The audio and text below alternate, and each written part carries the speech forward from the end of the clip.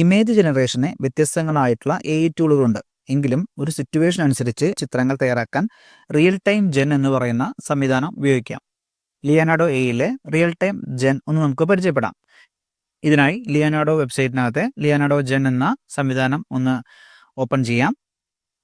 ഇപ്പോൾ Leonardo .ai real time gen എന്ന് പറയുന്ന പേജിലേക്ക് എത്തിയിട്ടുണ്ട്. ഈ പേജിൽ നമുക്ക് പ്രോംപ്റ്റ് നൽകാനുള്ള ഒരു ഏരിയ താഴെ നൽകിയിട്ടുണ്ട്.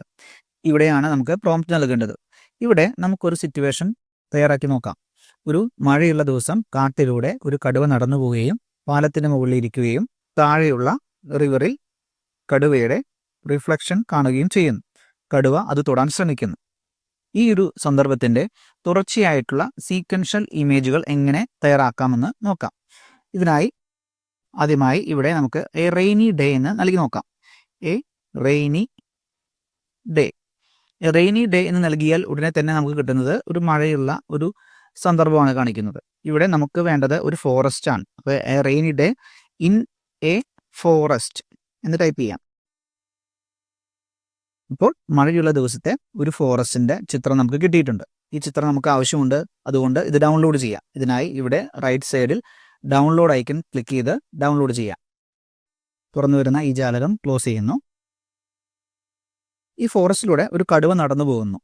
അങ്ങനെയാണെങ്കിലോ വീണ്ടും ഈ പ്രോംപ്റ്റിന് തുടർച്ചയായിട്ട് നമുക്കൊരു കോമ ഇട്ട് A tiger is walking, A tiger is walking എന്ന് ടൈപ്പ് ചെയ്യാം. ഇപ്പോഴിതാ ആ മഴയുള്ള ദിവസം കാട്ടിലൂടെ ഒരു കടുവ നടന്നു പോകുന്ന ചിത്രം നമുക്ക് കിട്ടിയിട്ടുണ്ട്. ഇത് നമുക്ക് ഡൗൺലോഡ് ചെയ്യാം.